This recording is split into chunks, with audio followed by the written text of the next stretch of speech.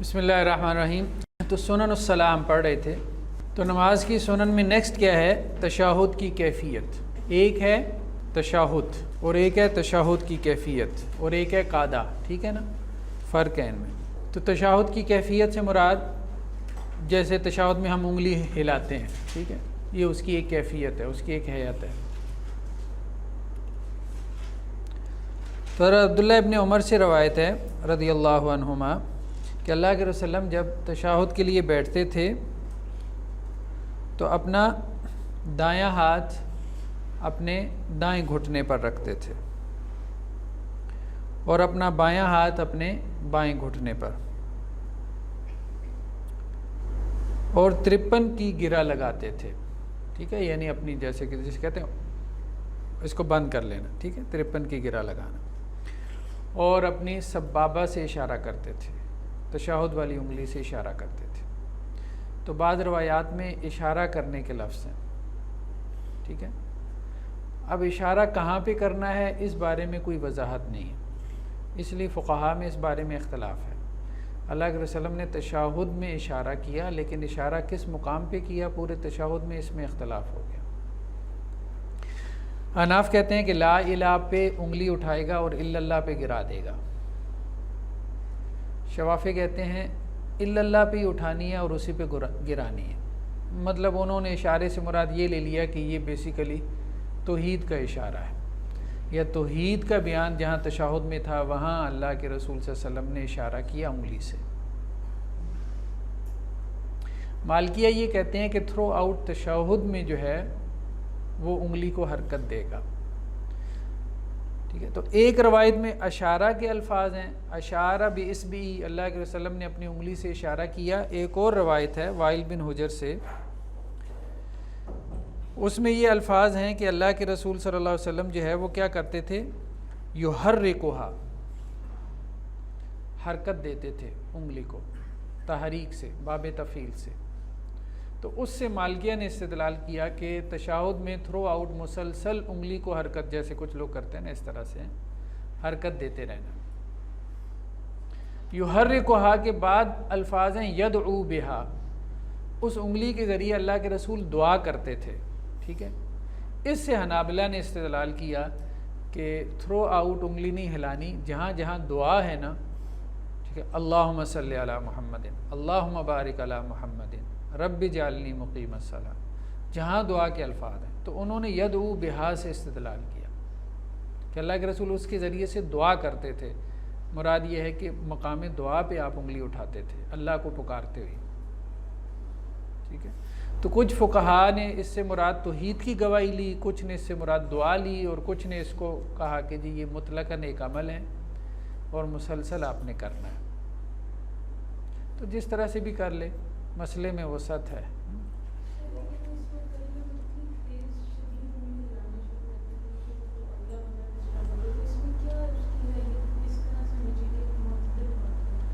بس وہ یہی ہے کہ یا تو ایک مرتبہ اس کو اشارہ کر لے، ٹھیک ہے، ایک مرتبہ تشہد کی کیفیت میں اشارہ کر لے، یا پھر یہ ہے کہ دعا کے مقام پہ اس کو اٹھا لیں۔ لیکن دیکھیں اگر انگلی اتنا زیادہ آپ حرکت دے رہے ہیں کہ آپ کی زیادہ توجہ انگلی کی حرکت کی طرف ہے، تو یہ تو مقصود نہیں، یہ تو مقصود نہیں ہے، کیونکہ اصل مقصود کیا ہے؟ اللہ کی طرف توجہ، نہ کہ اپنی کسی حرکت کی طرف توجہ۔ تو وہ تو پھر بہتر بھی معلوم نہیں ہو رہا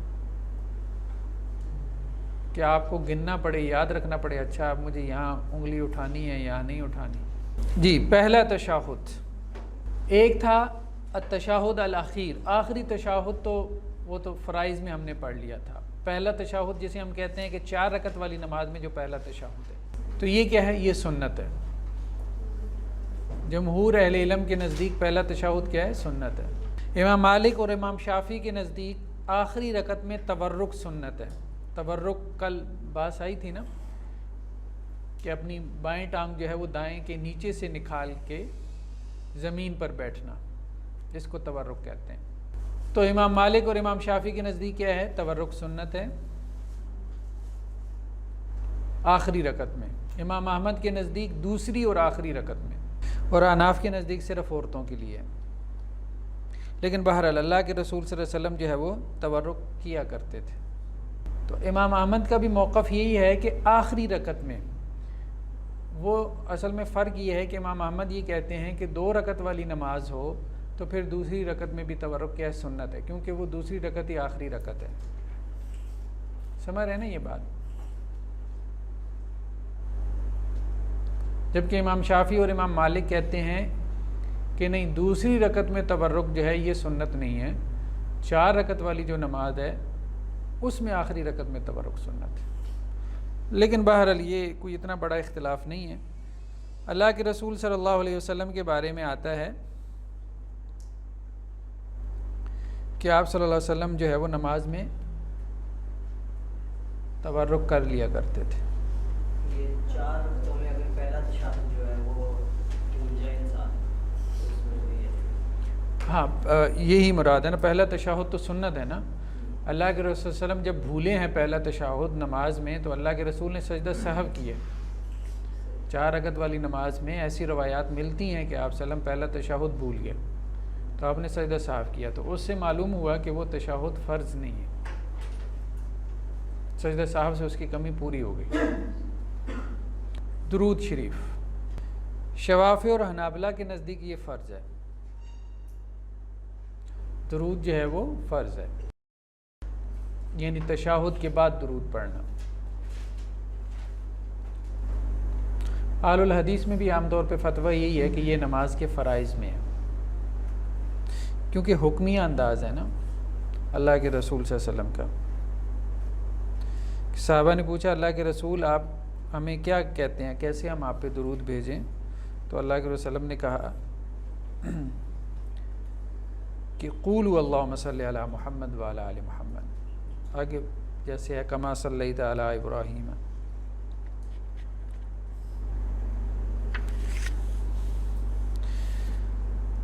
ما قبل سلام دعا کرنا، یعنی سلام سے پہلے جو ہم دعائیں پڑھتے ہیں، ٹھیک ہے، یہ بھی مسنون ہے۔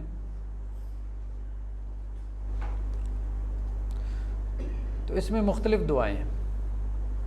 ایک حدیث کے الفاظ ہیں کہ اللہ کے رسول صلی اللہ علیہ وسلم نے کہا، مطلب کہ تشہد پڑھنے کے بعد ثم لتختر من المسألۃ ما تشاء، پھر اس کے بعد جو چاہے دعا مانگ لو۔ یعنی کچھ دعائیں تو اللہ کے رسول صلی اللہ علیہ وسلم سے بھی مروی ہیں، جنہیں ہم مسنون دعائیں کہہ لیں، وہ مانگنی ہے تو مانگ لیں، لیکن اس کے علاوہ جو بھی دعا مانگنا چاہتا ہے وہ مانگ سکتا ہے، یعنی جن کے الفاظ مسنون نہیں بھی ہیں، لیکن ہم نے کہا تھا کہ عربی میں مانگے، اردو میں نہیں۔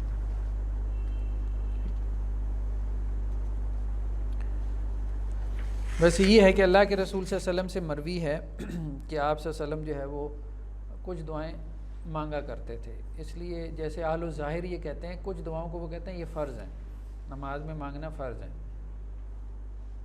جیسے ایک دعا اللہم انی اعوذ بک من عذاب جہنم، کیونکہ اس میں الفاظ کیا ہیں حضرت ابو ہریرہ سے کہ اللہ کے رسول صلی اللہ علیہ وسلم نے فرمایا جب تم میں سے کوئی ایک آخری تشہد سے فارغ ہو جائے فَلْيَتَعَوَّذْ بِاللَّهِ مِنْ أَرْبَعٍ، تو اسے چاہیے کہ 4 چیزوں سے اللہ کی پناہ مانگے۔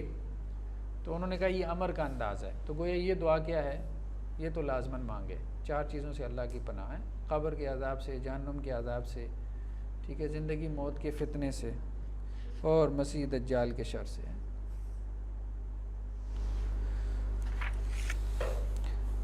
سلام کے بعد دعا، ٹھیک ہے، تو اب تو اس کے اذکار تقریباً ہر مسجد میں لگے ہوتے ہیں، ٹھیک ہے، کہ سلام کے بعد اللہ کے رسول صلی اللہ علیہ وسلم نے تکبیر کہی یا استغفار پڑھا، یا اللہم انت السلام منک السلام تبارکت یا ذا الجلال والاکرام رب انی علی ذکرک و شکرک و حسن عبادتک۔ تو بہت سی دعائیں جو ہے وہ سلام کے بعد بھی منقول ہیں، لیکن ہاتھ اٹھا کے جو دعا کرنا ہے خاص طور پہ فرض نماز کے بعد، جماعت کی نماز کے بعد، تو یہ مسنون عمل نہیں ہے۔ نماز کے بعد دعا مسنون عمل ہے، دعا کرنا مسنون عمل ہے نماز کے بعد، لیکن ہاتھ اٹھا کے دعا کرنا یہ سنت سے ثابت نہیں ہے۔ اس بارے میں روایات ہیں لیکن ضعیف درجے کی۔ البتہ یہ ہے کہ اگر کسی کے کہنے پہ کوئی خاص، جیسے کہتے ہیں کہ کوئی استدعا کرے کہ جی فلاں کے لیے دعا کر دیں تو اس میں دعا کرنے میں حرج نہیں ہے، کہ اصلاً تو اجتماعی دعا بھی ثابت ہے اور ہاتھ اٹھا کے اجتماعی دعا کرنا بھی ثابت ہے، ٹھیک ہے؟ تو کسی کی حاجت پہ دعا کرنے میں حرج نہیں۔ لیکن یہ ہے کہ اب مطلب اجتماعی دعا ثابت نہیں ہے، اس کا مطلب یہ نہیں کہ ہماری زندگیوں سے دعا ہی نکل جائے، دعا کا اہتمام کرنا چاہیے، اس کا اہتمام لازماً کرنا چاہیے۔ تو یہ تھی نماز کی سنن، ٹھیک ہے جی۔ نیکسٹ ہمارا جو ٹاپک ہے وہ ہے نماز کے مبطلات، یعنی وہ چیزیں جو نماز کو باطل کر دیتی ہیں، ٹھیک ہے۔ پھر ہم نماز کے مکروہات پڑھیں گے، وہ چیزیں جو نماز میں مکروہ ہیں۔ پھر اس کے بعد ہم نماز کے مباحات ڈسکس کریں گے، یعنی وہ چیزیں جو نماز میں الاؤڈ ہیں، جن سے نماز فاسد نہیں ہوتی۔ مبطلات صلاۃ، یعنی وہ چیزیں جو نماز کو فاسد کر دیتی ہیں، باطل کر دیتی ہیں، جن سے نماز ٹوٹ جاتی ہے۔ نمبر 1، کھانا پینا، عمدن کھانا پینا۔ تو اس بات پہ امت کا اجماع ہے کہ نماز میں کھانے پینے سے نماز ٹوٹ جاتی ہے، ٹھیک ہے۔ اجماع بھی ایک دلیل ہے نا۔ البتہ فقہاء نے یہ بحث کی ہے کہ اگر کسی کے دانتوں میں کچھ لگا ہوا ہے، بعض اوقات ہوتا ہے نا انسان کو تنگ کر رہا ہوتا ہے، وہ کھانے پینے میں شمار نہیں ہوتا۔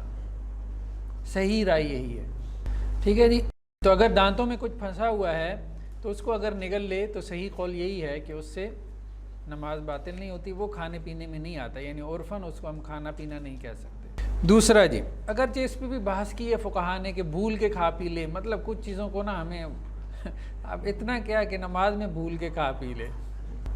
گفتگو کرنا نماز میں، عمدن کلام کرنا، ہاں بھول کے گفتگو کر سکتا ہے، ٹھیک ہے نا، وہ بات سمجھ میں آتی ہے۔ بھول کے کھا پی لینا وہ تو کچھ چیزوں کو نا ہمیں وہ آؤٹ آف کوشچن کر دینا چاہیے۔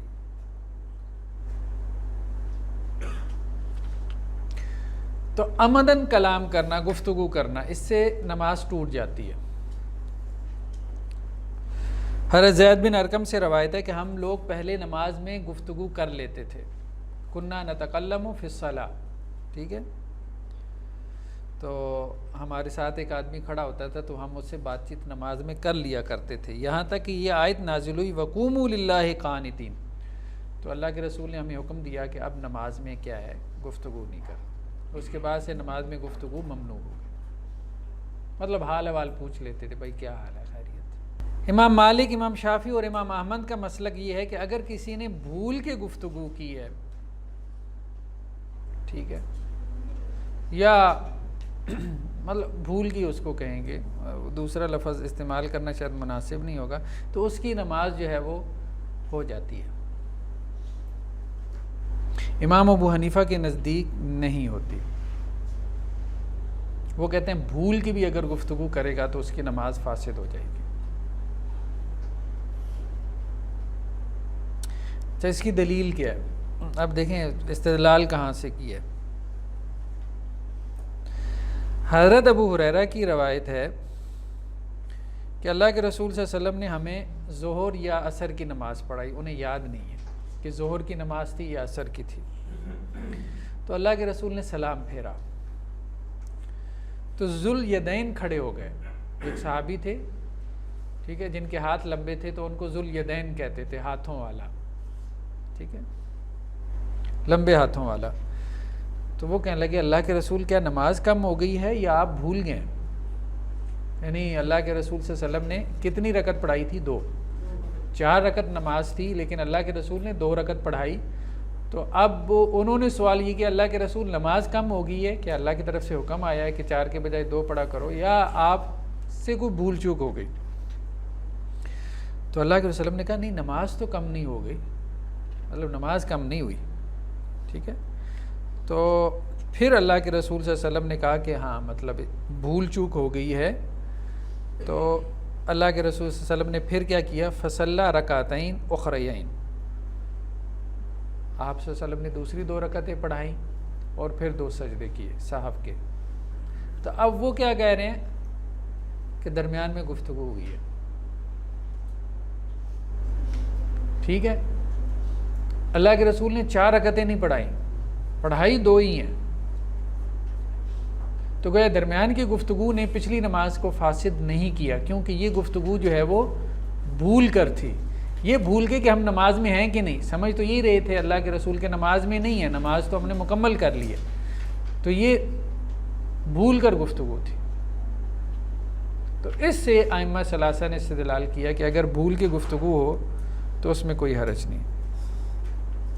اچھا، ایک اور روایت انہوں نے بیان کی ہے معاویہ بن حکم السلمی سے، کہتے ہیں میں اللہ کے رسول صلی اللہ علیہ وسلم کے ساتھ نماز میں شریک تھا، تو ایک آدمی کو چھینک آ گئی، تو میں نے اسے کیا کہا، یرحمک اللہ. چھینک کے جواب میں یہی کہنا چاہیے. تو جو ارد گرد جو صحابہ تھے وہ مجھے گھورنے لگ گئے. تو میں نے کہا کیا مسئلہ ہے بھائی، کیوں مجھے ایسے دیکھ رہے ہو؟ ما شانکم تنظرون الی، یہ الفاظ کہے، نماز میں کہے، کیا ہو گیا، کیوں مجھے ایسے گھور کے دیکھ رہے ہو؟ تو انہوں نے کیا کیا، انہوں نے اپنے ہاتھ اپنی رانوں پہ مارنے شروع کر دیے.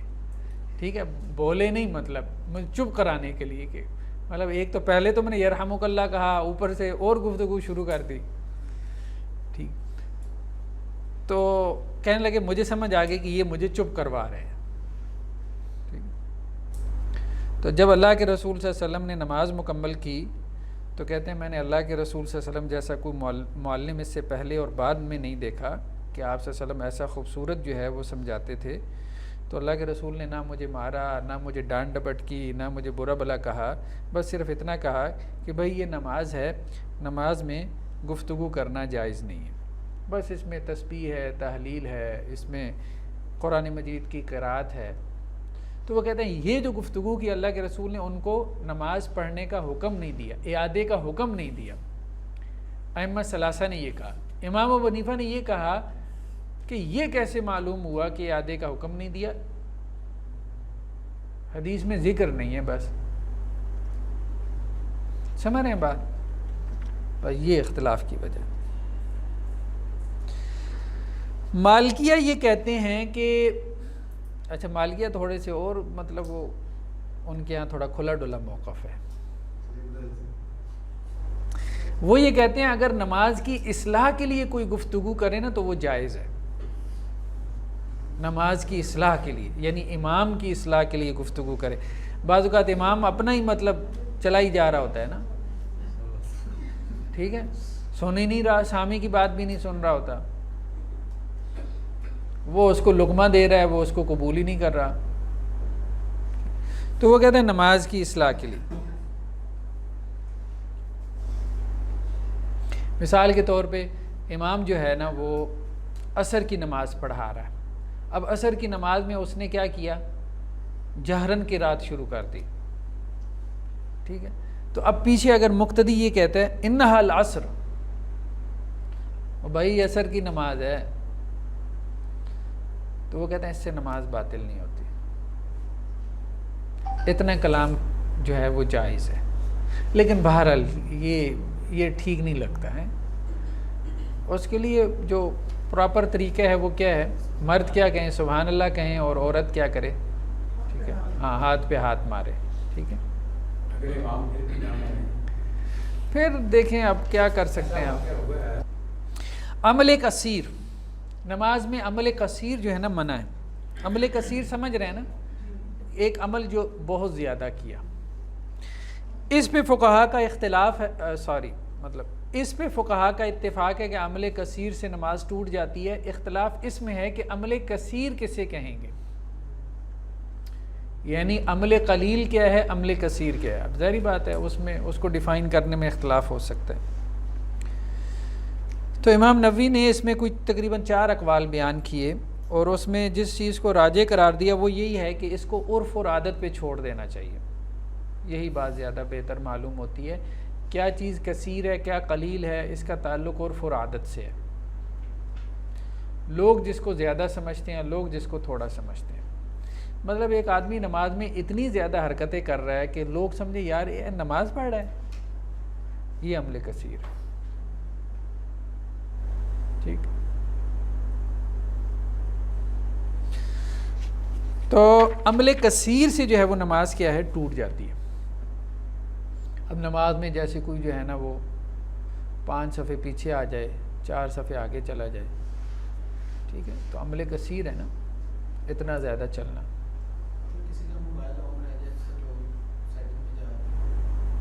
ہاں نہیں، موبائل کو بند کرنا یہ عمل کثیر نہیں ہے، ٹھیک ہے. جیسے موبائل جو ہے نا وہ آپ کی پاکٹ میں پڑا ہے اور آپ اس کو ایسی جیسے پاکٹ پہ ہاتھ لگا کے آپ اس کو بند یہ عمل کثیر نہیں ہے نا. ہاں یہ ہے کہ آپ نے موبائل جو ہے وہ اپنی پاکٹ سے نکالا، اس کو کال کو دیکھا، ٹھیک ہے، ساتھ میں 2-4 میسج بھی دیکھ لیے، تو ضرورت کے تحت اگر خارج کر لے کوئی حرج نہیں ہے. لیکن خواہ مخواہ مطلب داڑھی کو چھیڑی جا رہا ہے، کبھی ٹائم دیکھ رہا ہے، کبھی ادھر، کبھی مطلب جسے کہتے ہیں نا بے چین روح صیبت. نماز میں اب کھڑی ہو گئی ہے تو آپ اسے، ٹھیک ہے، اس سے نماز باطل ہو جاتی ہے. سکون کے ساتھ نماز پڑھنی چاہیے. نیکسٹ کیا ہے؟ رکن یا شرط کا ترک کرنا، یعنی نماز میں کوئی رکن رہ جائے، کوئی شرط رہ جائے، ٹھیک ہے، تو نماز کیا ہو جاتی ہے؟ باطل ہو جاتی ہے. شرط جو باہر کی چیز ہے جیسے وضو ہے، قبلہ رخ ہونا ہے، یا نماز کے اندر کی کوئی فرض چیز ہے وہ رہ گئی ہے تو نماز باطل ہو جاتی ہے. کیونکہ اللہ کے رسول نے اس بدو کو کہا تھا نا ارجع فصلی فإنک لم تصلی، جا نماز پڑھ، تو نے نماز نہیں پڑھی ہے، کیونکہ وہ ارکان کو صحیح طرح سے ادا نہیں کر رہا تھا.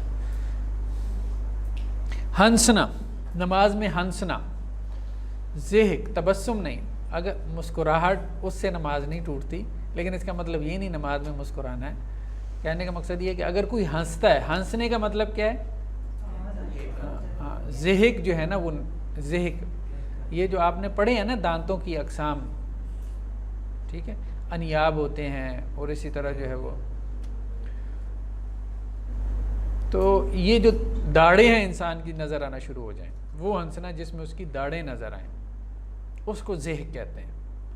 اس سے نماز کیا ہوتی ہے؟ باطل ہو جاتی ہے.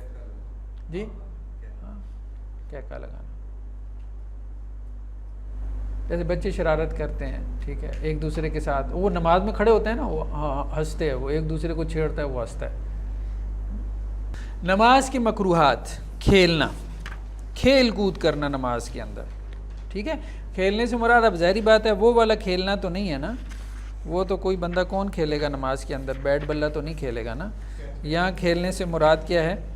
اپنے بدن سے کھیلنا، اپنے کپڑوں سے کھیلنا نماز کے اندر، ٹھیک ہے، تو یہ منع ہے.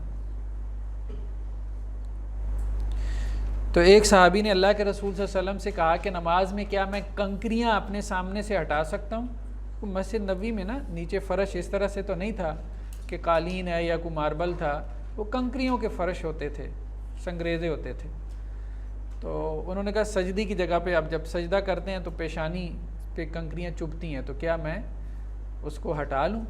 تو اللہ کے رسول صلی اللہ علیہ وسلم نے کہا کہ نماز کی حالت میں جو ہے وہ ایسا نہ کرو، کنکریاں بھی اپنے سامنے سے مت ہٹاؤ. ہاں اگر تم نے کرنا ہی ہے تو صرف ایک مرتبہ کر لو، بس بار بار نہ کرو، ٹھیک.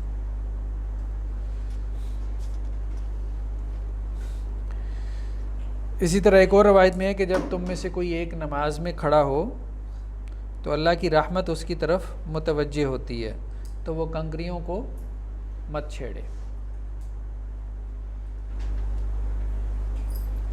ایک اور روایت میں ہے کہ ایک لڑکا جس کا نام یسار آتا ہے، وہ نماز میں پھونکے مار رہا تھا، لڑکے شرارت کرتے ہیں، تو اللہ کے رسول صلی اللہ علیہ وسلم نے کیا کہا؟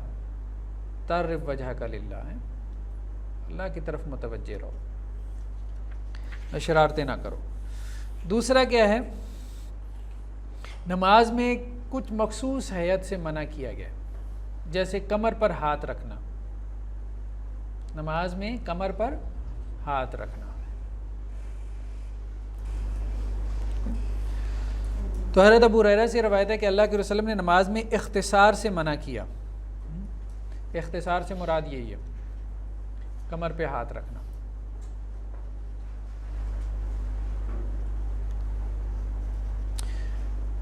آسمان کی طرف نگاہ اٹھانا، ٹھیک ہے، یہ بھی مکروہات میں سے ہے.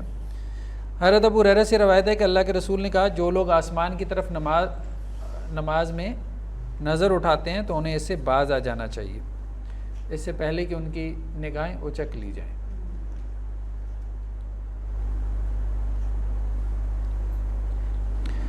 چوتھا کیا ہے؟ ایسی چیز کی طرف نظر کرنا جو نماز سے غافل کر دے، ٹھیک ہے؟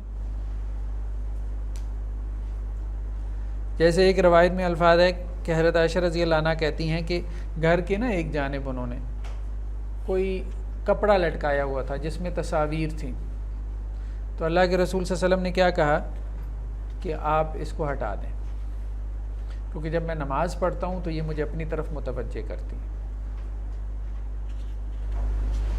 تو ایسی چیز جو انسان کو اپنی طرف متوجہ کرے، اس کا نماز میں سامنے ہونا بھی کیا ہے؟ مکروہات میں سے۔ اس لیے بعض اہل علم نے کہا ہے نا کہ مسجد میں بہت زیادہ نقش و نگار جو ہے نا وہ پسندیدہ نہیں ہے سامنے دیواروں پہ، بجائے نماز میں متوجہ ہونے کے انسان ادھر ہی ماشاء اللہ۔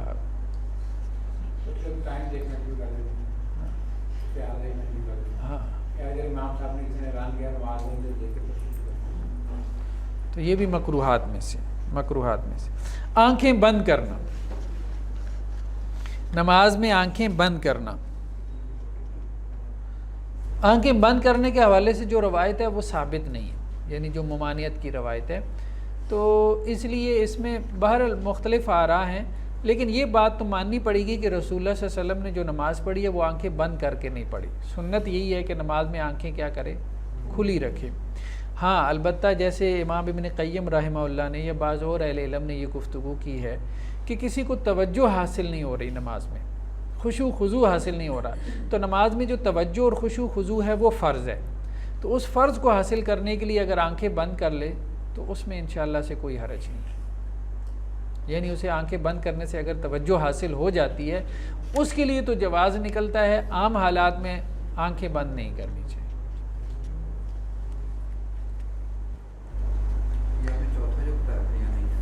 ہاں وہ میں انشاءاللہ بعد میں اس کو شامل کر لیتا ہوں۔ وہی ہے کہ اگر وہ آپ کو نماز میں اپنی طرف متوجہ کر رہا ہے تو پھر ظاہری بات ہے کہ انسان کو وہاں نماز نہیں پڑھنی چاہیے۔ ہم نے کہا نا ہر ایسی چیز جو آپ کو نماز میں اپنی طرف کھینچے، متوجہ کرے، تو اس کو سامنے رکھ کے نماز پڑھنا مکروہ ہوگا۔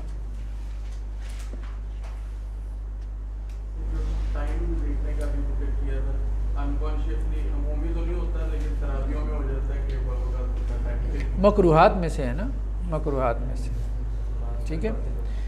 کل ایک بات آئی تھی نا، ایک روایت کے الفاظ تھے کہ اللہ کے رسول نے کہا کہ نماز میں لومڑ کی طرح ادھر ادھر مت دیکھو، ٹھیک ہے۔ اللہ کے رسول نے کوے مرغ کی ٹھونگ سے منع کیا، ٹھیک ہے، ہاں، اور کتے کی طرح جو ہے وہ بیٹھنے سے نماز میں منع کیا، اور لومڑ کی نظر سے منع کیا۔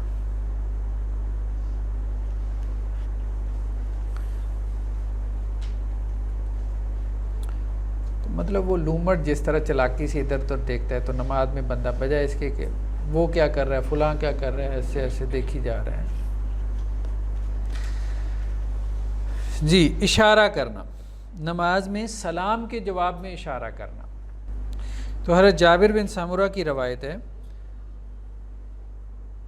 کہ اللہ کے رسول صلی اللہ علیہ وسلم نے کہا کہ ان لوگوں کو کیا ہو گیا ہے کہ یہ بپھرے ہوئے گھوڑوں کی دموں کی طرح نماز میں اشارے کرتے ہیں، مطلب کوئی سلام کرتا تھا تو اس طرح سے جواب دیتے تھے ہاتھ اٹھا کے، ٹھیک ہے۔ تو اللہ کے رسول صلی اللہ علیہ وسلم نے اس کو پسند نہیں کیا۔ بہت ہلکا سا خفیف اشارہ ہو تو اس میں حرج نہیں ہے، ٹھیک ہے، لیکن ویسے بھی جیسے کوئی دور سے جا رہا ہوتا ہے نا، ہم کیا کہتے ہیں ایسے سلام، تو اتنا اشارہ نہیں، یہ ٹھیک نہیں۔ کیا حال ہے بھائی، خیریت سے ہیں؟ یہ نہیں، یہ ہے کہ آپ نے جیسے ہاتھ رکھا ہوا ہے اپنی نماز میں تشہد کی کیفیت میں، تو ایسے جیسے ایسے اشارہ کر دیا، یہ ہلکا سا اشارہ ہوتا ہے، ٹھیک ہے، اس میں کوئی حرج نہیں سلام کے جواب میں، اتنا اشارہ کر دیا، لیکن یہ ہاتھ اٹھا کے کرنا یہ ٹھیک نہیں ہے۔ جی نہیں، صرف اشارہ، زبان سے جواب نہیں دینا، ہاں صرف اشارے سے آپ جواب دے سکتے ہیں، خفیف یعنی ہلکے اشارے سے سلام کا جواب دے سکتے ہیں۔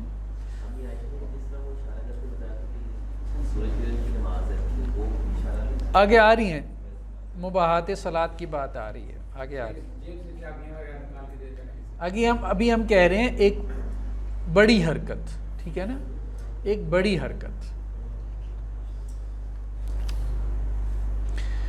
نیکسٹ کیا ہے؟ منہ کا ڈھانپنا۔ اللہ کے رسول صلی اللہ علیہ وسلم نے نماز میں منہ ڈھانپنے سے منع کیا، ٹھیک ہے۔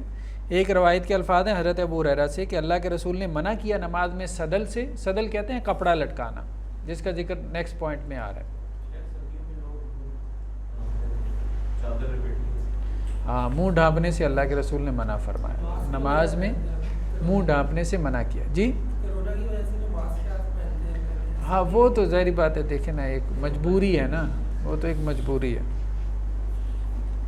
تو عام حالات میں نماز میں منہ ڈھانپنا منع ہے، اور کپڑا لٹکانا، کپڑا لٹکانے سے مراد یہ ہے کہ جیسے چادر جو ہے نا دونوں طرف سے لٹکا لی، ٹھیک ہے، تو اس سے منع کیا گیا۔ چادر کرنی ہے تو اس کو لپیٹ لے نا اپنے وجود پہ، یہ لٹکانا جو ہے نا یہ تکبر کی علامت ہے، ٹھیک ہے۔ جیسے آج بھی گاؤں دیہات میں چلے جائیں نا، وہ چودھری وڈیرے انہوں نے نا ایسے پٹکا سا دونوں طرف لٹکایا ہوتا ہے، وہ تکبر کی علامات میں سے، اس سے منع کیا گیا۔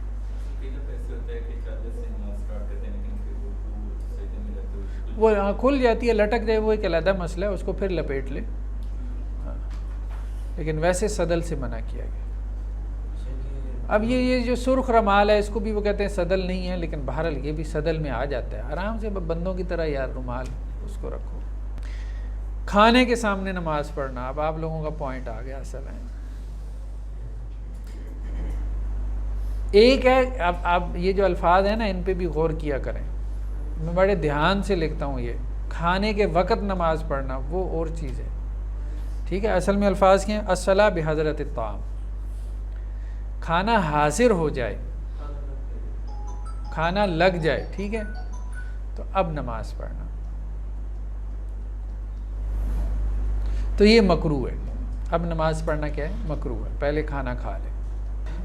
حضرت نافع سے روایت ہے، یہ صحیح بخاری کی روایت ہے، امام نافع جو ہیں یہ کس کے غلام تھے؟ آزاد کردہ عبداللہ ابن عمر کے۔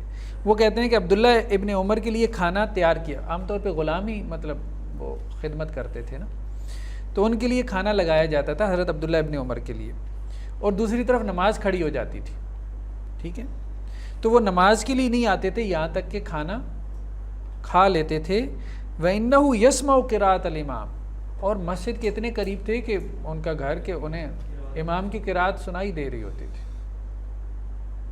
ٹھیک۔ تو کہنے کا مطلب یہ ہے کہ وہ وجہ یہی ہے نا کہ کھانے کی طرف توجہ نہیں، اپنا سکون سے کھائے، سکون سے، اطمینان سے۔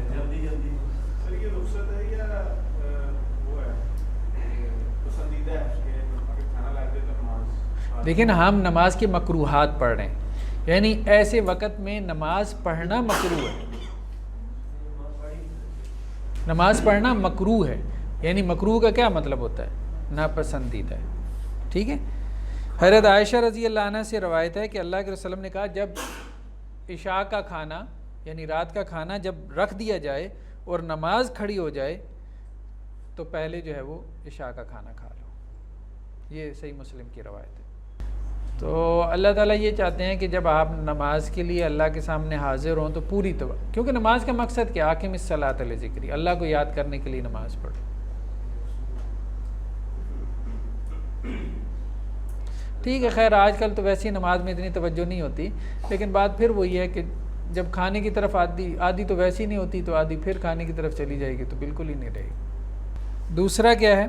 نیکسٹ، جب انسان کو حاجت پیش آئے اس وقت میں نماز پڑھنا، اب بس جیسے ہوتا ہے نا عام طور پہ بچوں میں پہلے نماز پڑھ لیں، جیسے کہتے ہیں وہ ایک کام کے طور پہ نماز کو لے رہے ہوتے ہیں، ٹھیک ہے۔ تو اللہ کے رسول صلی اللہ علیہ وسلم نے کہا کہ ایک تو کھانے کے وقت میں کوئی تم میں سے نماز نہ پڑھے، یعنی کھانا جب حاضر ہو جائے، لا یصلی احد بحضرۃ الطعام، ٹھیک ہے، جب کھانا حاضر ہو جائے تو کوئی بندہ نماز نہ پڑھے، ولا ہوا یدافعہ الاخبثان، اور نہ اس وقت تم میں سے کوئی نماز پڑھے جب دو خبیث چیزیں اس کو کیا کر رہی ہوں، تنگ کر رہی ہوں، یعنی بولو براس،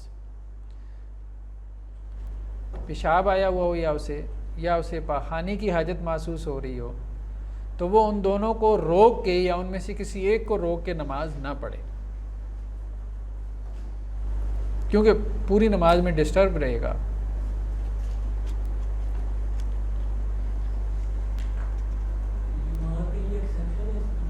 جی ہاں، بیمار کے لیے ہو سکتی ہے، ٹھیک۔ نیند کے غلبہ کے وقت نماز پڑھنا، جب نیند بہت زیادہ آئی ہوئی ہو۔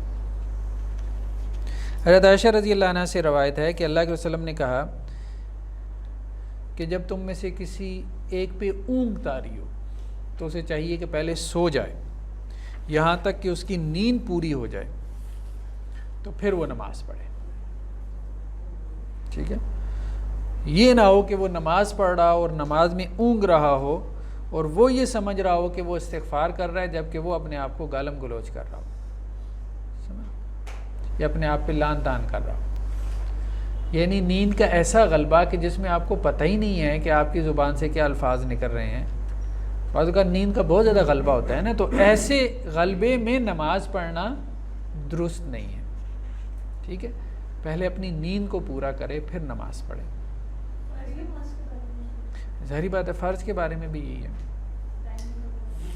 لیکن تراویح میں بعض دفعہ ایسا ہوتا ہے کہ نماز میں مراد لمبی نماز ہوتی ہے رات کو۔ نہیں، یہاں مراد غلبہ نیند ہے نا، نیند نہیں، نیند کا غلبہ۔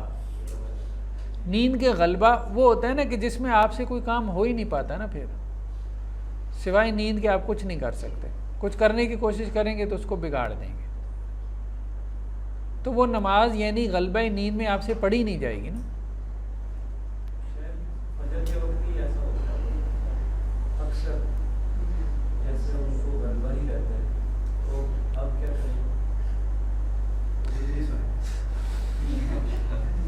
ایسے ہی ہے، نہیں دیکھیں دو چیزیں ہیں، اس بات کو نا تھوڑا سا نا اس کو فرق کریں دونوں میں۔ ایک ہے نیند، وہ تو 24 گھنٹے ہی طاری رہتی ہے ہم لوگ، ٹھیک، اور ایک ہے غلبہ نیند، ٹھیک ہے۔ یعنی حدیث کے الفاظ کیا ہیں؟ نیند کا ایسا غلبہ کہ اسے یہ معلوم نہ ہو کہ نماز میں استغفار کر رہا ہے یا اپنے آپ کو لان تان کر رہا ہے۔ نیند کا ایسا غلبہ کہ جس میں یہی وہ فرق نہ کر سکے کہ وہ نماز پڑھ بھی رہا ہے کہ نہیں پڑھ رہا۔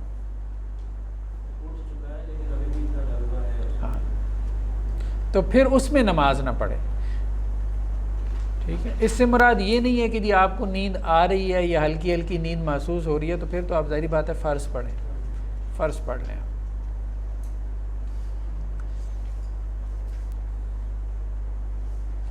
ٹھیک ہے۔ ایک اور روایت کے الفاظ ہیں کہ اللہ کے رسول نے کہا، یہ بھی صحیح مسلم کی روایت ہے، کہ جب تم میں سے رات کو کوئی کھڑا ہو، جیسے تہجد کی نماز ہے، تو اس کی زبان پہ قرآن مشکل ہو جائے، یعنی اس سے پڑھا ہی نہ جائے، اتنا نیند کا غلبہ ہے، اور اسے یہ نہ معلوم ہو کہ وہ کیا کہہ رہا ہے، تو پھر وہ لیٹ جائے، ٹھیک ہے۔ تو اس وضاحت کے ساتھ یہ بات ہے۔ نماز کے لیے جگہ مختص کرنا یہ بھی مکروہات میں سے ہے۔ تو اللہ کے رسول صلی اللہ علیہ وسلم سے روایت ہے کہ آپ صلی اللہ علیہ وسلم نے منع فرمایا کہ کوئی شخص جو ہے وہ مسجد میں نماز کے لیے جگہ مختص کر لے، اور اللہ کے رسول نے کہا جیسا کہ اونٹ جو ہے وہ کیا کرتا ہے، یعنی اونٹ کی عادت ہے کہ ایک جگہ پکڑ لے تو بس اب پھر وہیں بیٹھتا ہے، تو مسجد میں جگہ مختص نہ کریں، ٹھیک ہے۔ ہاں، مسجد کے لیے گھر میں جگہ مختص کی جا سکتی ہے ضرورت کے تحت، کیونکہ گھر میں تو ضرورت ہے نا، اب ظاہری بات ہے انسان ایک کمرہ مختص کر لیتا ہے کہ نماز کے لیے، بس وہ جگہ بدلتے رہا کرے نا، کبھی دائیں ہو گئے کبھی بائیں ہو گئے۔ دیکھیں ایک بندہ پہلے آیا ہے تو اس نے پہلی صف میں تو بیٹھنا ہے، امام کے ساتھ بیٹھنا ہے، اس کی عادت ہے، وہ آ کے اذان کہتا ہے یا اذان کے وقت مسجد میں آ جاتا ہے، تو بس اس کو یہ صرف کہا گیا کہ ایک جگہ نماز نہ پڑھے، مسجد میں مختلف مقامات پہ اللہ کی عبادت کرے، گویا کہ وہ تمام جگہیں قیامت والے دن اس کے لیے گواہی دیں کہ اس نے اس جگہ اللہ کی عبادت کی۔ مباحات صلاۃ، وہ چیزیں جو کہ نماز میں الاؤڈ ہیں، جائز ہیں۔ رونا یا آواز سے رونا، نماز میں اس کی اجازت ہے، ٹھیک ہے، کیونکہ قرآن میں آتا ہے نا اذا تتلی علیہم آیات الرحمن خروا سجدا وبقیہ، جب رحمان کی آیات ان پہ پڑھی جاتی ہیں تو وہ سجدہ کرتے ہوئے گرتے ہیں، روتے ہوئے۔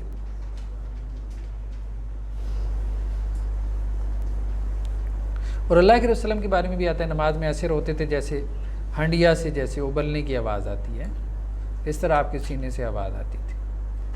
حضرت عمر رضی اللہ عنہ نے ایک مرتبہ نماز پڑھائی، سورہ یوسف کی تلاوت کر رہے تھے، تو راوی کہتے ہیں کہ جب اس آیت پہ پہنچے انما اشکو بثی وحزنی الی اللہ، تو وہ مطلب رونے کی آواز جیسے پوری مسجد نے سنی ان کی، ہچکیوں کی آواز۔ تو یہ تو ہمیں صحابہ سے بھی ملتا ہے، اللہ کے رسول سے بھی ملتا ہے، فرائض میں بھی ملتا ہے، نوافل میں بھی ملتا ہے۔ تو خشیت الہی سے رونا ہو تو جائز ہے، ویسے رونے سے نماز ٹوٹ جاتی ہے۔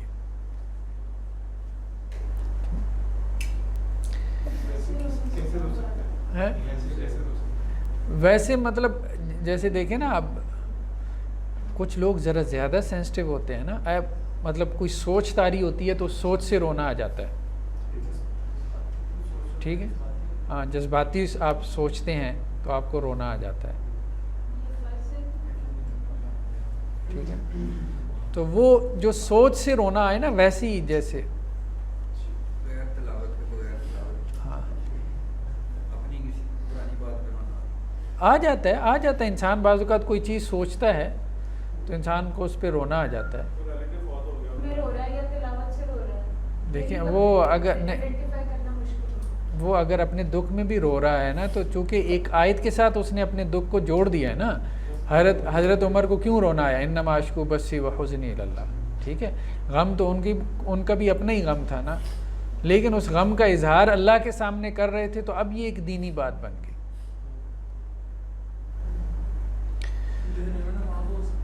جی ہاں ہو سکتی ہے، ضرورت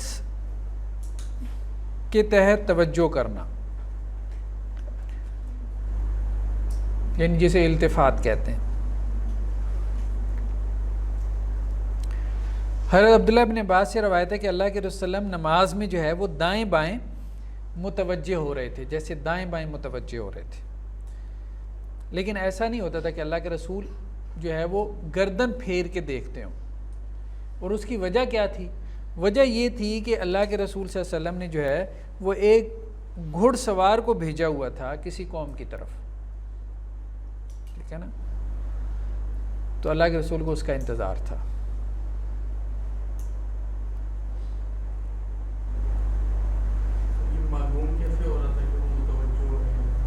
یہ صحابی نے کہا ہے نا، حضرت عبداللہ ابن عباس نے کہا ہے کہ اللہ کے رسول صلی اللہ علیہ وسلم نماز پڑھ رہے تھے اور وہ دائیں بائیں متوجہ ہو رہے تھے، یعنی گویا کہ جیسے کسی کے انتظار میں ہے، لیکن یہ توجہ دائیں بائیں اتنی زیادہ نہیں تھی کہ آپ کی گردن مڑ رہی ہو، اور اس توجہ کی وجہ یہ تھی کہ آپ نے کسی گھڑ سوار کو بھیجا ہوا تھا کسی کام سے، اور آپ اس کے انتظار میں تھے کہ کب وہ آتا ہے، ٹھیک ہے۔ تو یہ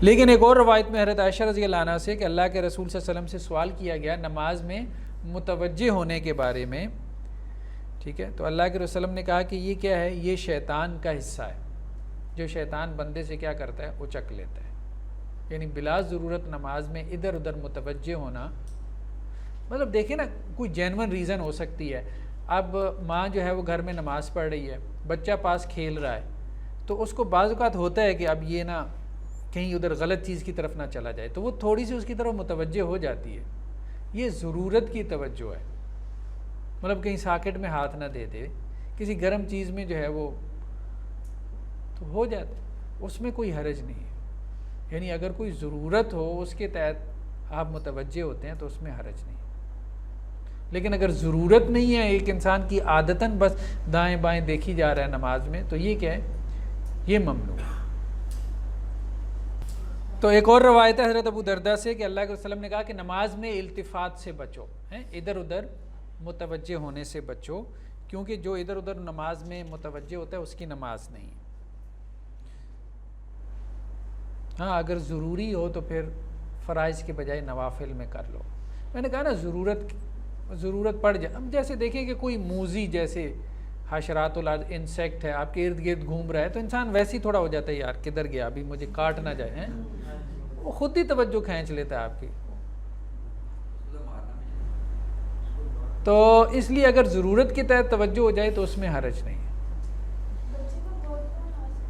آگے آ رہا ہے موذی جانور کا قتل کرنا. نماز میں موذی جانور کا قتل کرنا. موذی سے مراد جو آپ کو اذیت دیتا ہے, جو آپ کو تکلیف پہنچاتا ہے.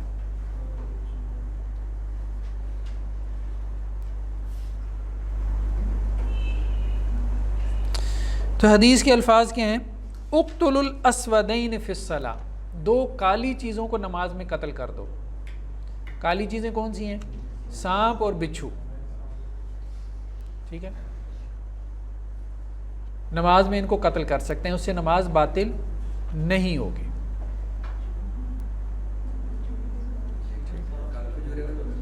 جی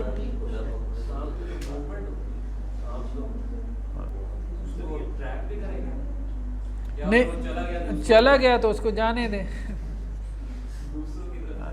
جانے دیں اس کو. کیا اذیت سے مراد جو بھی آپ کو تکلیف پہنچانے والی چیز ہے, ٹھیک ہے, چاہے اتنی اذیت ہے کہ جو ظاہری بات ہے آپ کی توجہ کو جو ہے وہ اپنی طرف مبذول کر لے.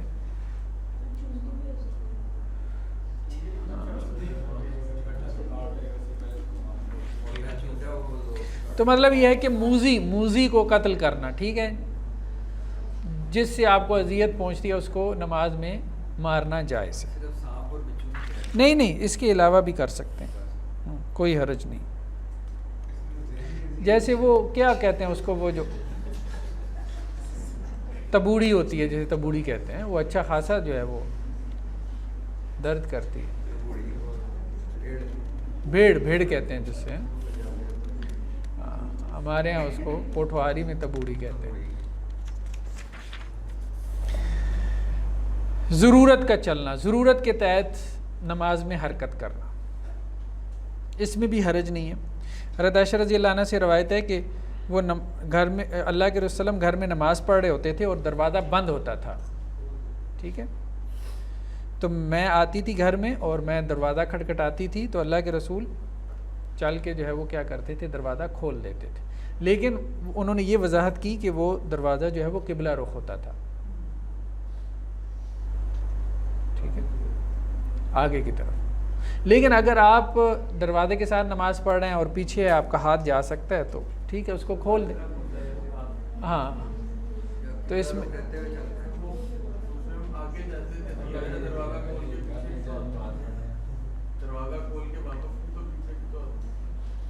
ایک تو یہ ہے کہ حجرے کا سائز بہت چھوٹا تھا, ایک بات تو یہ ذہن میں رکھنی چاہیے. تو اس لیے فقہا نے یہ بحث جو کی ہے کہ یہ 2-4 قدم ہی ہوتے تھے, تو یہ بات درست ہے. دوسرا یہ ہے کہ اصل مراد یہ ہے کہ قبلے سے پھرے نہ, تو اگر بیک فٹ پہ چلا جائے تو اس میں کوئی حرج نہیں, قبلہ رخ رہتے ہوئے. ہاں ہو سکتا ہے.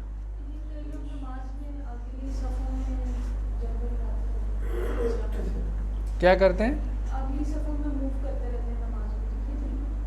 ہاں, ایک صف سے اگلی صف میں اگر جگہ خالی ہے تو نماز میں آپ جا سکتے ہیں, پچھلی سے اگلی صف میں کوئی حرج نہیں, ٹھیک ہے.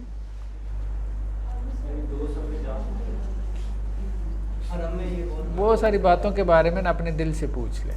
چلیں, اصل بات یہ ہے کہ ایک جواز ہے, آپ کو سمجھ میں آ رہا ہے, بس عمل کثیر نہ ہو جائے. اصل بات یہ اتنا نہ ہو کہ بندہ کہے کہ یار یہ نماز نہیں پڑھ رہا. امام آگے چلا جائے, مقتدی پیچھے, یا مقتدی پیچھے آ جائے. ہم اور بات کر رہے ہیں, یہ 2 مسئلے علیحدہ ہیں, ٹھیک ہے نا, 2 مسئلے علیحدہ ہیں. اس میں کیا ہے, اس میں صف ٹوٹ جاتی ہے. آپ پہلی صف سے بندہ پچھلی صف میں کھینچیں گے کہ میں اکیلا ہوں, ٹھیک ہے, تو وہ صف آپ نے پہلی توڑ دی. وہ صف آپ نے پہلی توڑ دی تو اگر 70 بندہ پہلی صف میں کھڑا ہے, 70 بندوں نے حرکت کرنی ہے. 70 بندوں کی حرکت بہت بڑی حرکت ہے,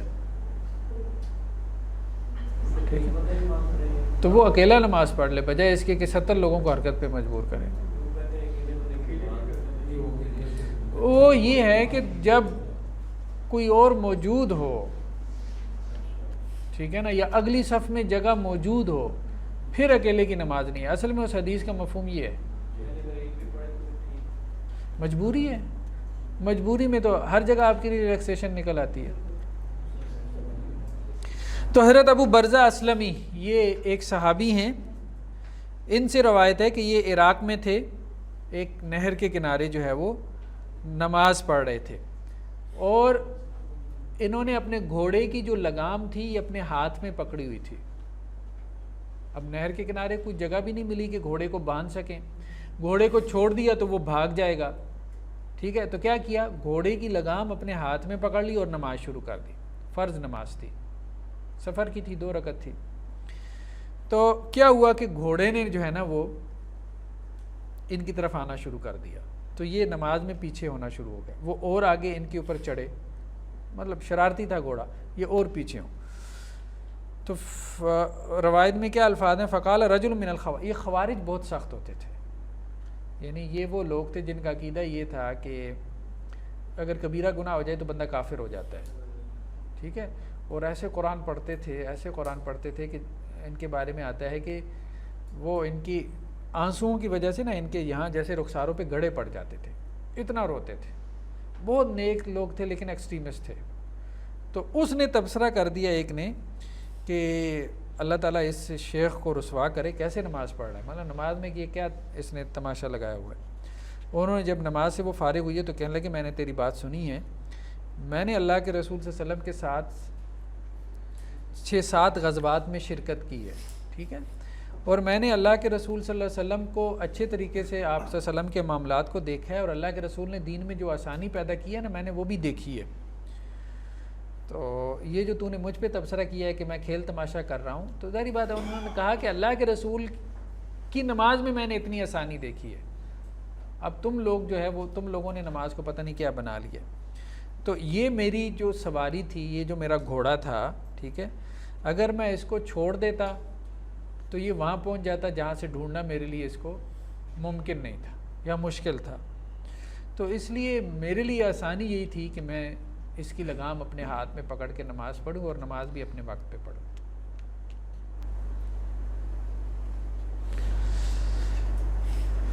تو ضرورت کے تحت چلنا مطلب نماز میں اس میں کوئی حرج نہیں ہے. ٹھیک,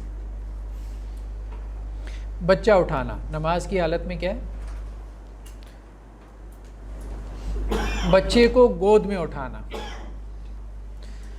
تو اس بارے میں بھی کیا روایت آتی ہے, امامہ بنت زینب جو اللہ کے رسول کی نواسی تھی نا, حضرت زینب کی بیٹی تھی امامہ بنت زینب.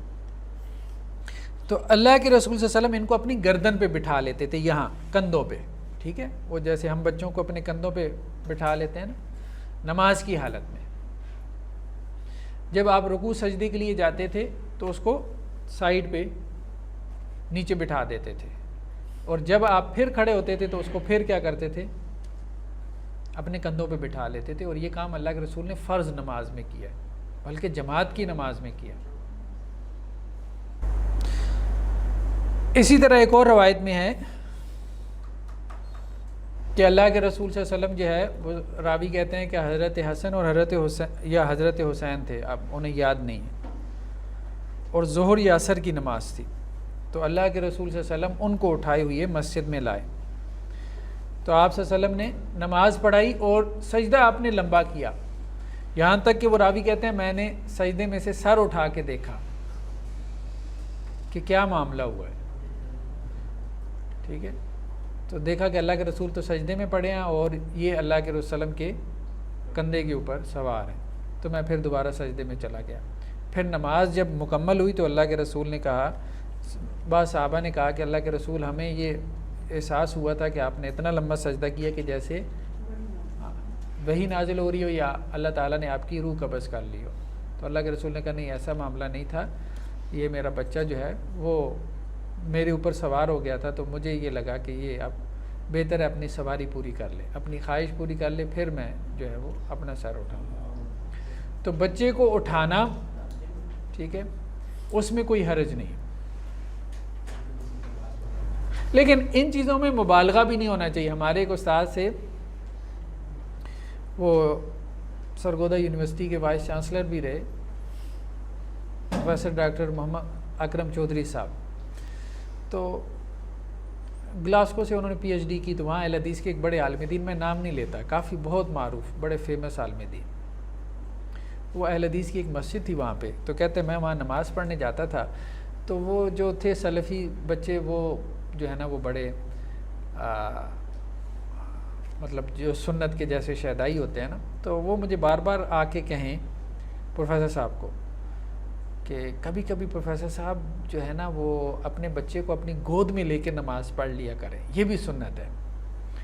तो कहते हैं मैंने उन्हें कहा कि ये कौन सी सुन्नत है, तो उन्होंने मेरी शिकायत लगा दी अपने जो है वो अल्लामा साहब से। तो अल्लामा साहब के यहाँ मैं जाता रहता था, वो मेरे दोस्त भी थे, बल्कि मेहमान उन्हीं की तरफ बन के ठहरता था, तो वो मुझसे नाराज़ हो गया कि आप जो है ना वो सुन्नत के ख़िलाफ़ बात कर रहे हैं। तो कहता है कि मैंने अल्लामा साहब से बात ये कही कि देखें बात ये, अल्लाह के रसूल सल्लल्लाहु अलैहि वसल्लम ने एक काम किया किसी ज़रूरत के तहत, तो अगर वो ज़रूरत पेश आ जाए तो कोई कर ले तो कोई हरज नहीं है, लेकिन ये क्या कि मेरा बच्चा जो है वो मेरे सामने खेल रहा है, अब मैं कहूँ कि इधर आओ तुझे मैं गोद में उठा के नमाज़ पढ़ता हूँ, वो भी तंग मैं भी तंग कि मैं सुन्नत पूरी कर रहा हूँ, वो नमाज में रोई जा रहा है, ठीक है, मेरे गोद उठाने से।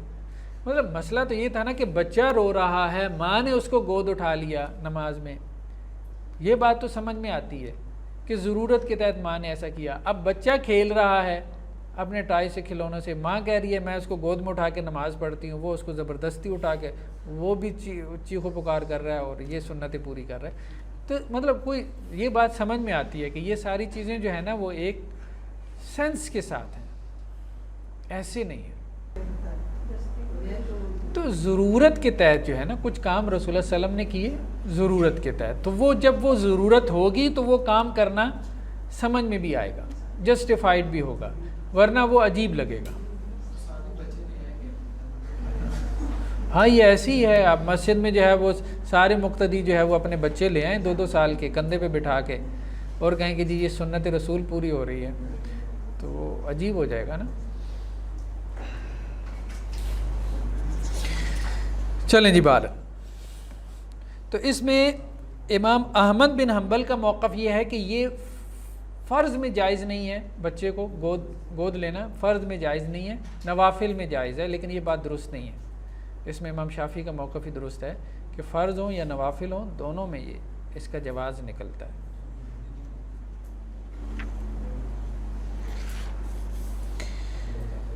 सलाम का जवाब देना, नमाज में सलाम का जवाब देना,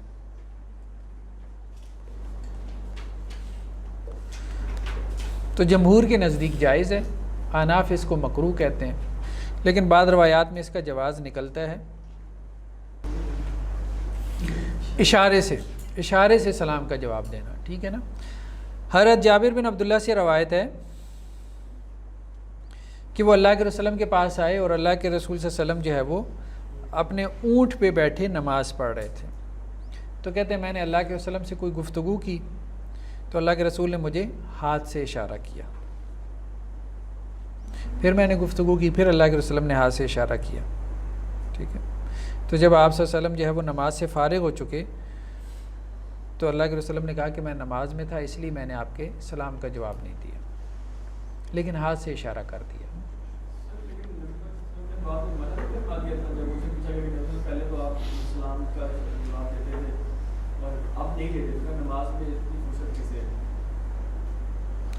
देखिए ना, एक है ज़ुबान से जवाब देना, वो मना हो गया था, दूसरा इशारे में भी मैंने कहा कि एक है खफीफ इशारा, हल्का इशारा करना, ठीक है। जैसे हमने कहा था ऐसे जैसे हाथ तशहाहुद में रखे ना ऐसे इशारा कर दिया, इसमें कोई हरज नहीं है, ये कोई बड़ी हरकत नहीं है।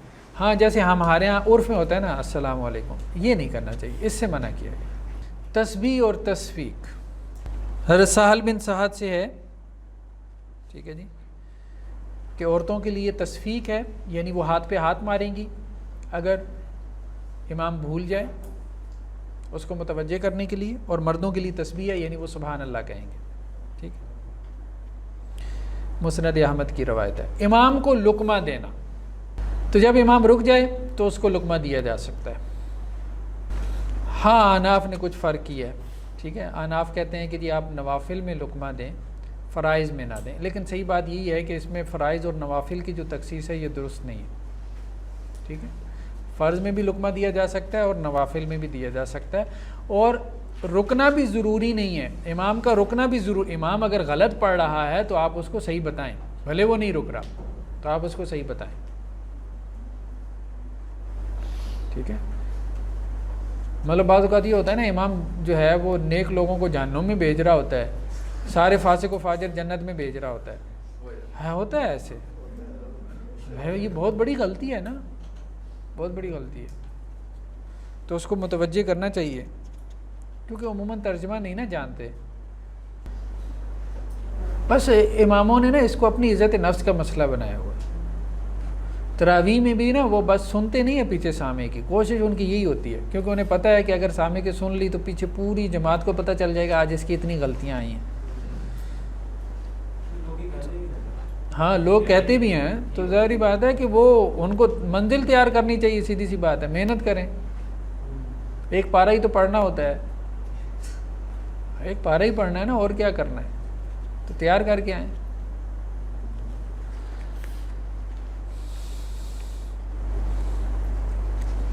جی نیکسٹ کیا ہے, چھینک کا جواب دینا. تو ایک روایت میں ہے, ایک صحابی کہتے ہیں میں اللہ کے وسلم کے پیچھے نماز پڑھ رہا تھا تو مجھے چھینک آ گئی, تو میں نے اس پہ کیا کہا, الحمدللہ حمدن کثیرن طیبا مبارکن فی کما یحب ربنا ویرضا. تو اللہ کے وسلم نے جب نماز ختم کی تو کہا کہ کس نے کلام کیا, تو اب لوگ جو ہے وہ ڈر گئے. پھر دوبارہ آپ نے پوچھا, تیسری مرتبہ پوچھا, تو پھر میں نے کہا اللہ کے رسول میں نے کیا. تو پھر اللہ کے رسول نے کہا کہ میں نے دیکھا ہے 30 سے زیادہ ملائکہ کو کہ وہ ان کلمات کو اللہ کی طرف لے جانے کے لیے آپس میں لڑ رہے تھے. ٹھیک, چھینک آنے پہ الحمدللہ کہنا, جواب نہ دے یرحمک اللہ نہ کہے, لیکن یہ ہے کہ جو چھینکنے والا ہے وہ خود, کیونکہ وہ تسبیح ہے نا ایک طرح سے, تو نماز میں تو تسبیح میں کوئی حرج نہیں, وہ پہلی تسبیح کر رہا ہے. کپڑے پر سجدہ کرنا, کچھ لوگ کہتے ہیں نا کہ زمین پہ سجدہ کرنا چاہیے, درمیان میں کوئی رکاوٹ نہ ہو. نہیں, ضروری نہیں ہے, کوئی رکاوٹ ہونے میں کوئی حرج نہیں. اللہ کے رسول صلی اللہ علیہ وسلم کا بعض اوقات امامہ جو ہے وہ آپ کی پیشانی پہ آ جاتا تھا, تو آپ سجدہ کر لیتے تھے. تو یہ حضرت عبداللہ ابن عباس سے روایت ہے کہ وہ کہتے ہیں اللہ کے رسول صلی اللہ علیہ وسلم کو میں نے دیکھا کہ آپ صلی اللہ علیہ وسلم نے ایک کپڑے میں نماز پڑھی, اور آپ زمین کی گرمی سے بچنے کے لیے اسی کپڑے کو کیا کر رہے تھے, سجدے والی جگہ پہ رکھ رہے تھے, تاکہ اس کپڑے کے اوپر سجدہ کریں جس میں آپ نماز پڑھ رہے تھے.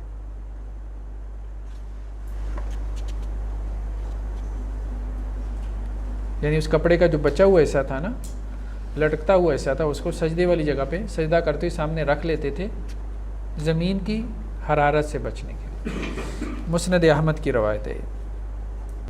مصحف سے قرات کرنا, نماز کی حالت میں مصحف سے قرات کرنا. ٹھیک ہے, تو حضرت عائشہ رضی اللہ عنہا کا آزاد کردہ غلام تھا جس کا نام کیا تھا, زکوان. تو یہ موطا امام مالک کی روایت ہے کہ وہ امامت کرواتا تھا ان کو, حضرت عائشہ رضی اللہ عنہا کو, اور اس طرح گھر کی اور خواتین تھیں جن کو وہ تراویح, مطلب رمضان میں قیام اللیل جسے ہم کہتے ہیں, تراویح کی نماز پڑھاتا تھا, تو اس کو قرآن یاد تھا, تو وہ بعض اوقات مصحف سے دیکھ کے جو ہے وہ نماز پڑھاتا تھا.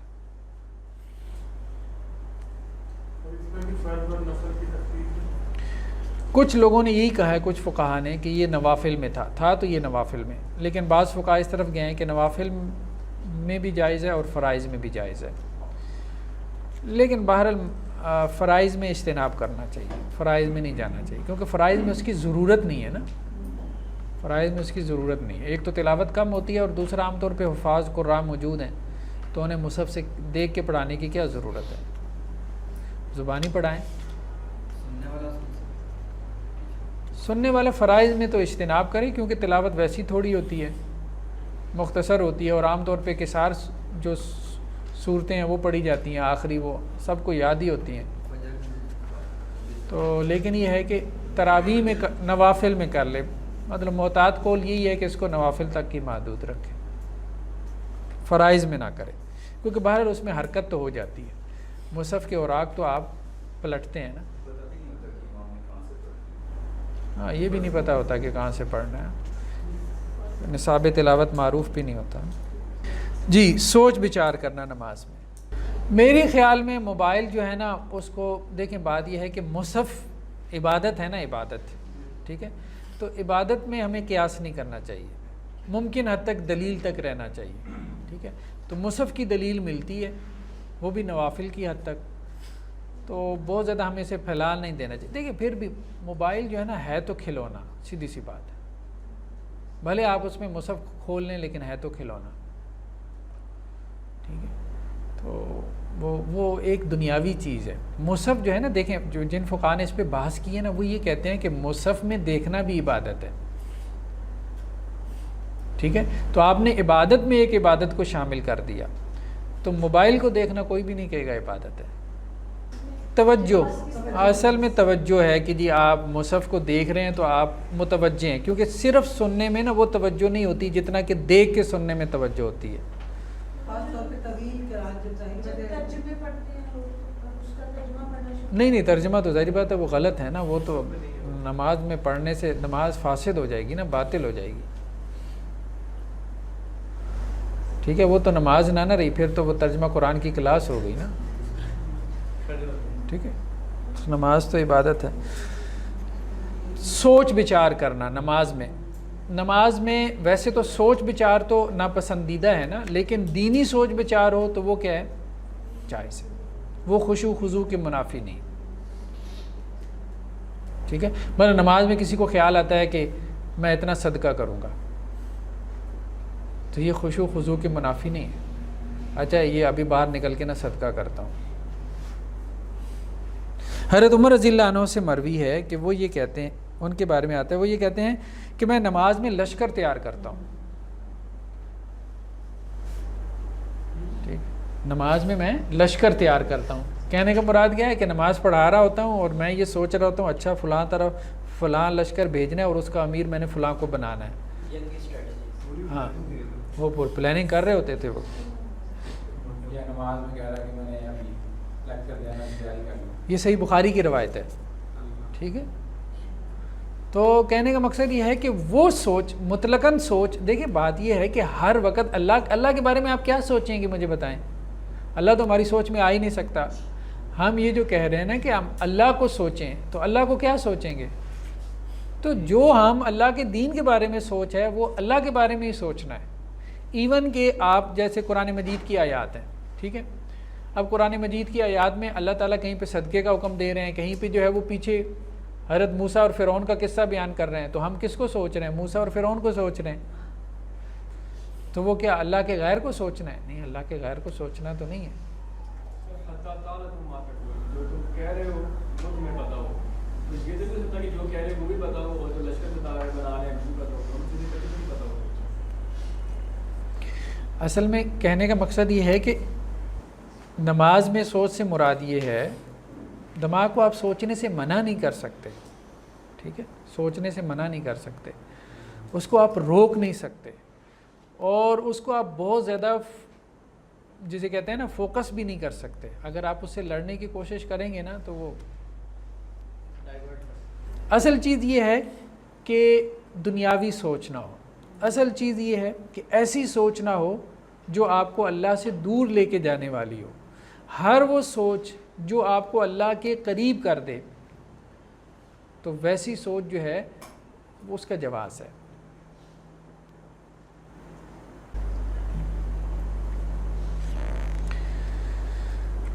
جی تو ایک روایت میں یہ حضرت ابو ہریرہ سے کہ اللہ کے رسول صلی اللہ علیہ وسلم نے کہا کہ جب نماز کے لیے اذان کہی جاتی ہے تو شیطان جو ہے وہ کیا ہے، دوڑ جاتا ہے، پھر جب تکبیر کہی جاتی ہے تو پھر وہ واپس آ جاتا ہے، تو اب وہ کیا کرتا ہے، انسان کے دل میں خیال ڈالتا ہے، اسے کیا کہتا ہے، اذکر کذا، فلاں چیز اس کو یاد کرواتا ہے، فلاں یاد کرواتا ہے، یہاں تک کہ آدمی کو یہ بھی نہیں یاد رہتا کہ اس نے کتنی رکعتیں پڑھی، ٹھیک ہے، تو جب کسی کو نہ یاد رہے کہ اس نے کتنی رکعتیں پڑھی ہیں تو پھر وہ آخر میں کیا کرے، 2 سجدے نکال لے اور سجدہ صاحب کر لے۔ ایک اور روایت میں ہے کہ اللہ کے رسول نے کہا کہ جب تم میں سے کوئی شخص نماز پڑھ کے جاتا ہے تو کسی کے لیے 10واں حصہ اجر لکھا جاتا ہے، کسی کے لیے 9واں، کسی کے لیے 8واں. تو یہ اب اس اعتبار سے ہے کہ جتنی اس کو نماز میں توجہ حاصل رہی. تو دنیاوی توجہ جو ہے یہ درست نہیں ہے، دینی سوچ میں کے آنے میں حرج نہیں ہے.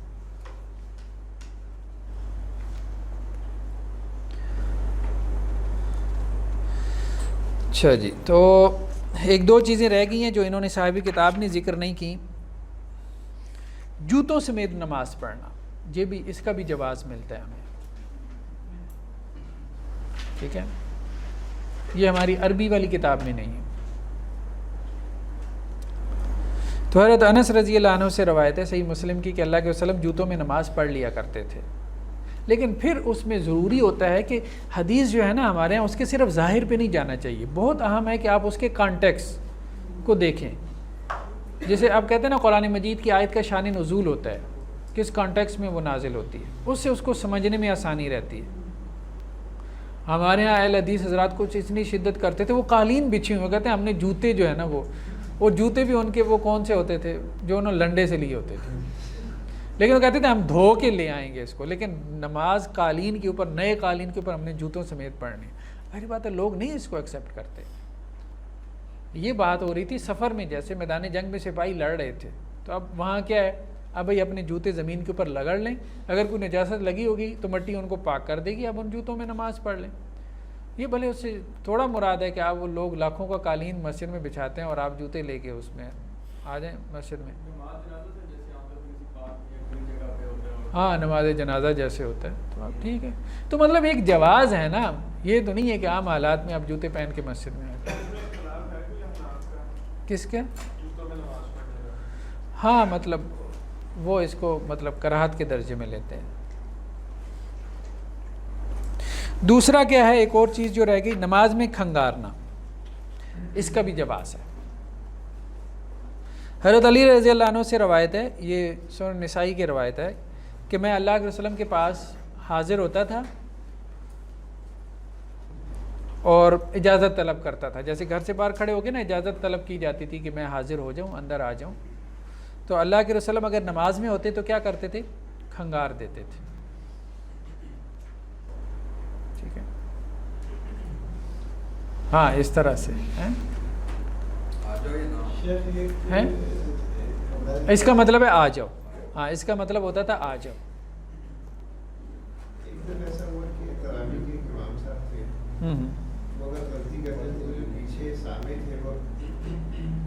ہاں نہیں یہ تو اب ہاں یہ تو درست نہیں، ان کو تو لقمہ دینا چاہیے نا. ٹھیک ہے، تو ان کو لقمہ دینا چاہیے، سیدھی سی بات ہے. پیچھے سے آئے تو اس کو شروع کروائیں. مطلب بلا ضرورت کھنگارنا یہ درست نہیں ہے نا. ہاں نہیں یہ بھی نہیں. بہرحال ویسے تو دیکھیں نا، اتنا تو ہے کہ نماز کو لمبا کروانے کو خاص طور پہ جو جماعت کی نماز ہے اس کو پسند نہیں کیا نا. حضرت معاذ بن جبل رضی اللہ عنہ کو اللہ کے رسول نے کہیں امام بنایا تھا. وہ اللہ کے رسول کے ساتھ عشاء کی نماز پڑھتے تھے، پھر اس قبیلے میں جا کے عشاء کی نماز پڑھاتے تھے. تو وہ ایک دفعہ جا کے انہوں نے مطلب اسی طرح سے کرتے تھے کہ سورہ بقرہ شروع کر دی. وہ ایک بندہ جو ہے وہ عشاء کی نماز چھوڑ کے چلا گیا. تو لوگوں نے کہا یہ منافق ہو گیا. تو لوگوں نے اس کی شکایت کی اللہ کے رسول سے کہ اس طرح سے عشاء کی نماز ہو رہی تھی، یہ تو چھوڑ کے چلا گیا. تو اللہ کے رسول نے اس کو بلوایا، کہنے لگا کہ سارا دن محنت مزدوری کرتے ہیں، رات کو یہ سورہ بقرہ شروع کر دیتے ہیں، آپ ہی بتائیں. تو اللہ کے رسول نے پھر حضرت معاذ بن جبل کو بلایا اور ڈانٹا. افتان انت یا معاذ، معاذ فتنہ پیدا کرنا چاہتا ہے. ٹھیک ہے، یہ کام نہ کرو.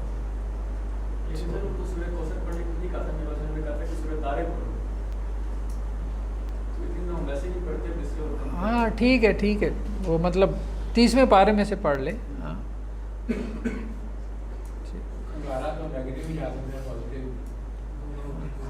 تو مطلب متوجہ کرنے کے لیے ٹھیک ہے. ہاں ایک دفعہ ضرورت کے تحت ٹھیک ہے، لیکن بلا ضرورت ایسے نہیں کرنا چاہیے. ٹھیک ہے. اچھا ہمارے قرآن یہاں وہ کہتے ہیں کہ پیچھے لقمانہ، کیونکہ میں اکثر سامنے ہوتا ہوں لوگ کہتے ہیں لقمانہ دیا کر، یا بھولے نا تھوڑا سا کھنگار دے گا تھوڑا سا. نہیں نہیں وہ غلط ہے. لقمہ دیں کھنگارنا تو دیکھیں ضرورت کے تحت ہے نا, ضرورت کے تحت ہے. کہ آپ کو بلغم آ جائے تو آپ ہاں اور کیا. سبحانک اللہم و بحمدک نشہد ان لا الہ الا انت نستغفرک و نتوب الیک.